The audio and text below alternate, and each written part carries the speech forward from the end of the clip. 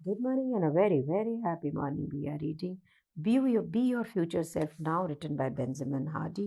हम हैं page number 27 पे और बात कर रहे हैं कॉन्टेक्स्ट की, बात कर रहे हैं अपने ज़िंदगी को चूज़ करने की। यहाँ पे हार्वर्ड के साइकोलॉजिस्ट डॉक्टर एलन लेंगर कहते हैं, ये सोशल साइकोलॉजिस्ट आर्ग्यू करते हैं, आप किसी भी वन टाइम पे, किसी भी ज़िंदगी के किसी भी पल के ऊपर कैसे ज़िंदगी जी रहे या क्या आप हैं, ये डिपेंड करता है किस कॉन्टेक्स्ट में हम अपने आप को देखते हैं। और ये कॉन्टेक्स्ट क्रिएट कौन करता है?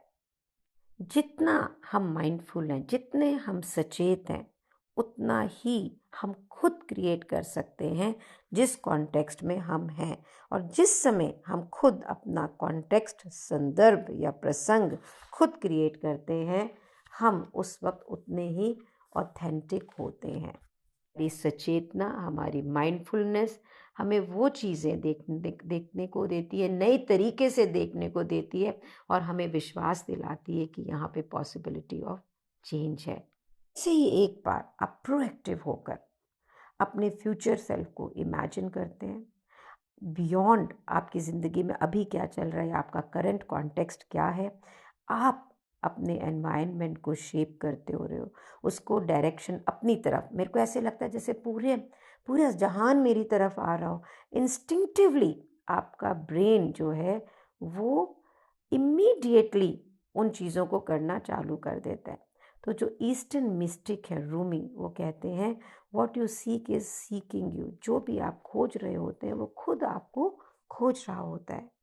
से आप डिसाइड करते हैं कि मुझे ये चाहिए, आपका माइंड आपके एनवायरनमेंट के अंदर उसी को, उसके प्रति सचेत हो जाता है।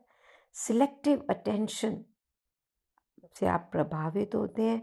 आप वही चीज़ें देखते हैं जो ऑलरेडी आपके एटमॉस्फेयर में होती हैं, पर पहले आपको दिखती नहीं है।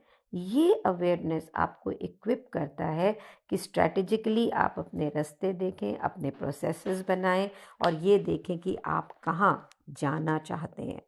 तो ये जो सचेतना है, माइंडफुलनेस है, कॉन्टेक्स्ट है, ये आपको ताकत देगा कि आप अपने एनवायरनमेंट को डिज़ाइन कर सकें जैसा कि आप ज़िंदगी में बनना चाहते हैं। आप एंटरप्रेन्योर बनना चाहते हैं, आप अपने आप को आसपास सक्सेसफुल एंटरप्रेन्योर के साथ में रख लें। हेल्दी बनना चाहते हैं तो फिट लोगों के साथ में रहें। आप वेल्दी बनना चाहते हैं जहाँ पे अबंडेंस नॉर्म है, तो आप उन लोगों के साथ में रहें जो वेल्दी हैं। डॉक्टर एंजेला डकवर्थ, जो कि रिसर्च करते हैं ग्रिट पर, मेहनत पे, ये एक इंडिविजुअलिस्टिक एट्रीब्यूट है, गुण है जो किसी में होता है किसी नहीं होता है। वो कहते हैं कि ग्रिट आसानी से डेवलप हो जाती है अगर आपके एनवायरनमेंट के अंदर हाई परफॉर्मेंस एक एक्सपेक्टेड नॉर्म है कि आप तो अच्छा परफॉर्म करेंगे ही करेंगे। वहाँ पे आप अच्छा परफॉर्म करते हैं, आप ऐसे लोगों के साथ अलाइन कर लें जो हमेशा अच्छी परफॉर्मेंस चाहते हैं। आप देखोगे कि आपकी परफॉर्मेंस बहुत अच्छी हो जाएगी। अब इंसान ना बहुत तेज़ी से चीज़ों को अडेप्ट करते हैं, अपने आप को चेंज कर लेते हैं। और आप अपनी लाइफ में किससे अपने आप को अलाइन करते हैं, अडेप्ट करते हैं, इसके बहुत सारे रेपरकशन हैं। सो अगर आप सारा दिन उनके साथ हैं जो लोग वीडियो गेम खेलते हैं, तो आप बस जंक फूड खाते हैं, तो आप भी ऐसे ही हो जाओगे। एक्टिव और प्रोडक्टिव लोगों के साथ रहोगे तो आप उन्हीं ट्रेड्स को लोगे। अच्छा सच्चा दोस्त आपके भविष्य को हमेशा बड़ा बना सकता है। जब आप अपनी पर्सनल ज़िंदगी में या प्रोफेशनल ज़िंदगी में कुछ लोगों के साथ अलाइन करते हैं, ये लोग, ये रिलेशनशिप आपको ये डिसाइसिव रास्ते पे लेके जाती हैं कि भाई हाँ, इससे अलाइन करेंगे तो ये रास्ता है, उससे अलाइन करेंगे तो ये रास्ता है। कुछ रिलेशनशिप पूरे जीवन के लिए होते हैं और कुछ कंटेक्सचुअल होते हैं। मीन्स अभी आप कोई बिजनेस के अंदर कोई ख़ास चीज़ कर रहे हैं, उसके लिए आपने किसी से को अपना गुरु माना और फिर वो काम आपका हो गया, आप उससे ज़्यादा सीख गए, तो वो रिलेशनशिप से आप आउटग्रो कर जाते हैं। अब आपको एक नया टीचर और एक नया पार्टनर चाहिए। आप ये समझ लीजिए ज़िंदगी में आप जिस सफलता पे आज यहाँ पर खड़े हैं ना, ज़रूरी नहीं है कि सेम लोगों से अलाइनमेंट आपको इसके आगे ले सके। इसके लिए, इन सब चीज़ों के लिए बहुत सचेतना चाहिए और फिर बहुत बहादुरी चाहिए। अपने एक कंफर्टेबल एनवायरनमेंट से निकलना इतना आसान नहीं होता है। फिर आपको आदतें होती है रिलेशनशिप की, इतने लोगों को आप ऑलरेडी अलाइंड होते हैं, लेकिन आप ये समझो ये बहुत ही सिंपल और रिस्पेक्टफुल है। सो अनअलाइन होने का मतलब ये नहीं है कि कुछ गलत हो गया, कुछ हो गया, you have simply outgrown that and now you need to move ahead. आपका विजन इवॉल्व हो गया, आप ग्रो हो चुके हैं, और अब ये रिलेशनशिप आपको वहाँ नहीं लेके जा सकता जिस डायरेक्शन में आप जा रहे हैं। तो आप अपने आप को उन स्पेसिफिक लोगों के साथ पंक्तिबद्ध करें, अलाइन करें, जो जो ट्रांसफॉर्मेशन आप अपनी ज़िंदगी में चाहते हैं।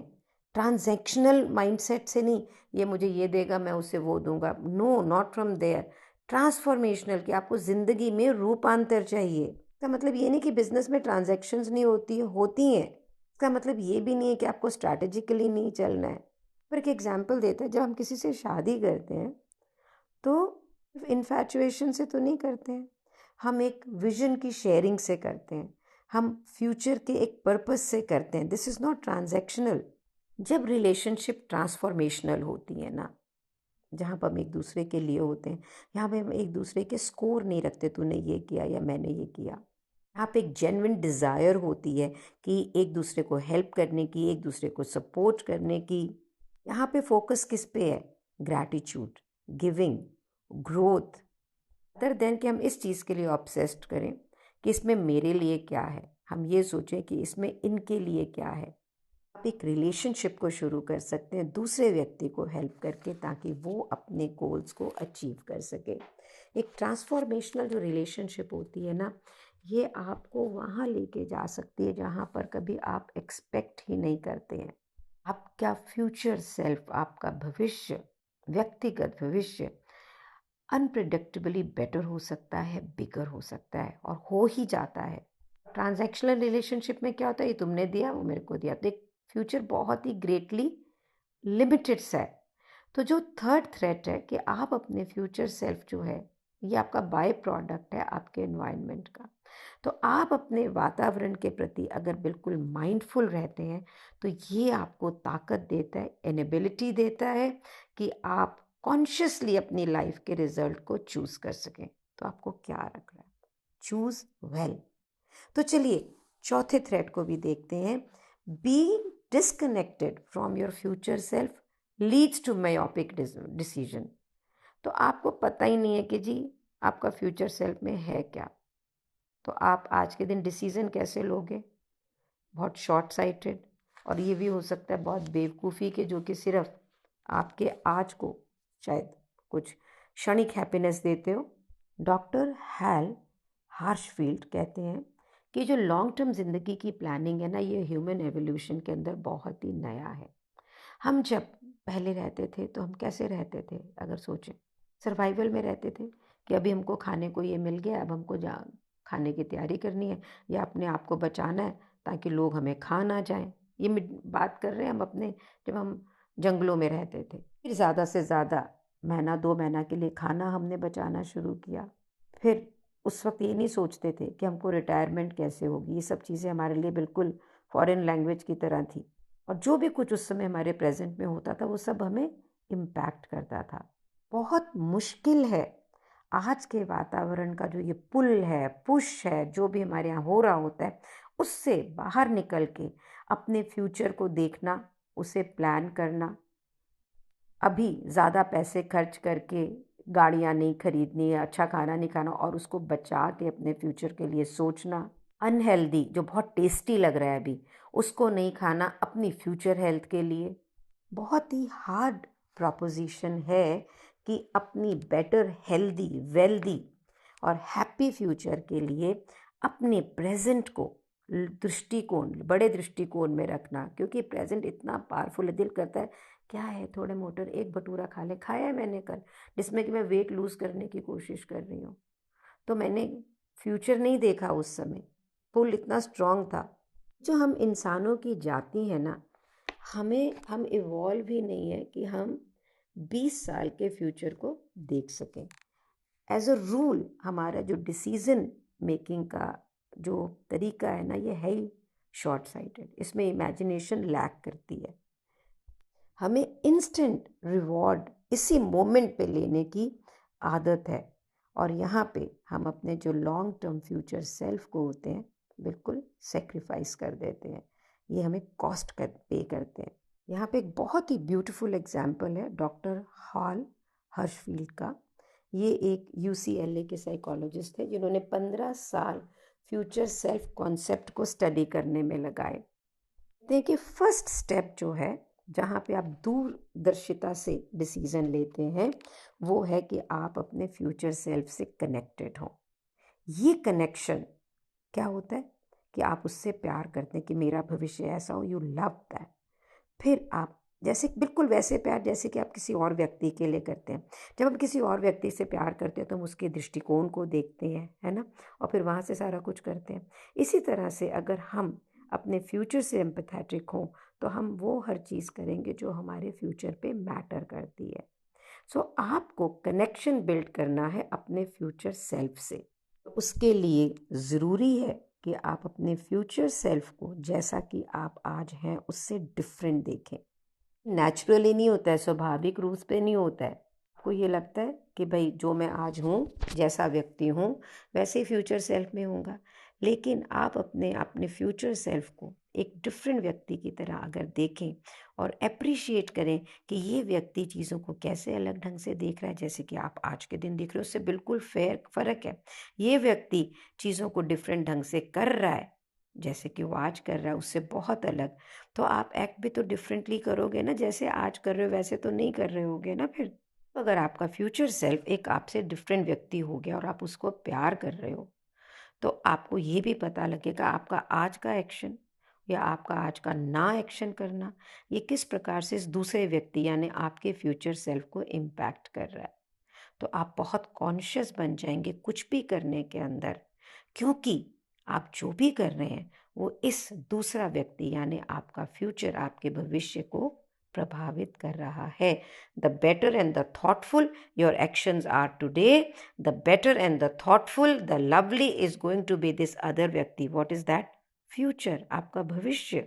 सो हार्शफील्ड ने अपनी रिसर्च में ये देखा कि आपका लेवल ऑफ कनेक्शन, कोरिलेशन आपके फ्यूचर सेल्फ के साथ में जैसा है ना, ऐसे ही डिसीजन आप अपने प्रेजेंट में यानी अभी ले रहे होते हो। अगर आप अपने फ्यूचर सेल्फ के प्रति बहुत एम्पैथेटिक हैं, सहानुभूति में, प्यार है, बिल्कुल जैसे कि एक दूसरे व्यक्ति के साथ में है और उसको अपने दोस्त की तरह देख रहे हैं, उसको आप केयर की तरह देख रहे हैं, आप उसको जेन्युइनली उसके लिए ध्यान रख रहे हैं। ये नहीं मुझे कोई परवाह नहीं है मेरे भविष्य में क्या हो रहा है, नहीं, लेकिन मैं उसको प्यार कर रहा हूँ कि भविष्य की शालिनी कैसी है। जब आप इस तरह से इसका केयर करते हैं तो आप ये देखो ना, आप उसके लिए फिर सेक्रीफाइस करते हैं ना। जब एक माँ अपने बच्चे के लिए कितना, पेरेंट्स अपने बच्चे को कितना प्यार करते हैं, उसके लिए अपना खर्चा कम करके उसके लिए बेस्ट स्कूल, बेस्ट कपड़े करते हैं, बिल्कुल वैसे ही अगर आप अपने फ्यूचर सेल्फ से प्यार करते होंगे ना तो आप अपना समय, अपनी एनर्जी, अपने रिसोर्सेज उसको बेटर करने के लिए निकालेंगे, लगाएंगे, और अपने ये जो प्रेजेंट मोमेंट के अंदर अगर शॉर्ट साइटेड नहीं होंगे, त्याग भी करेंगे। मतलब आप जो पैसा भी अंधाधुंध खर्च रहे होंगे तो शायद आप अपने फ्यूचर सेल्फ के लिए कुछ बचाएंगे और राइट इन्वेस्टमेंट्स भी करेंगे। आप अभी की मोमेंटरी क्षणिक ग्रेटिफिकेशन को छोड़कर एजुकेशन, हेल्थ और रिलेशनशिप के अंदर इन्वेस्ट करेंगे। जब हम किसी को प्यार करते हैं, मीन जब हम अपने फ्यूचर को प्यार करते हैं तो हम सेक्रीफाइस नहीं करते हैं, हम इन्वेस्ट करते हैं। हम ट्रूली केयर जब किसी के लिए करते हैं तो हम ये सारी चीज़ें हैप्पीली करते हैं। तो अगर मुझे पियानो बजाना पसंद है तो मैं इन्वेस्ट करूँगा टाइम भी और पैसा भी कि सीखूं पियानो कैसे बज रहा है। इसी तरह से जब मैं किसी को केयर करता हूँ तो मैं उस रिलेशनशिप की ग्रोथ पे इन्वेस्ट करता हूँ। Think about it. इतना ही सोचिए कि हमने कभी सोचा, मैंने कभी भी ऐसा नहीं सोचा। मैं हमेशा अपना फ्यूचर सेल्फ बेटर चाहती थी, पर मैंने कभी ये नहीं सोचा कि मैं उसको एक सेपरेट आइडेंटिटी रख के प्यार करूं और फिर उसके लिए काम करूं। This is so very powerful. ये सब मुझे दोबारा, I am rethinking. That is why the books are the guru. Is it this thought having an impact on you? Please do share with me. Thank you so much for being in my life. You can impact so many people's life by sharing these audio videos with them. Please do that. Gratitude. Thank you.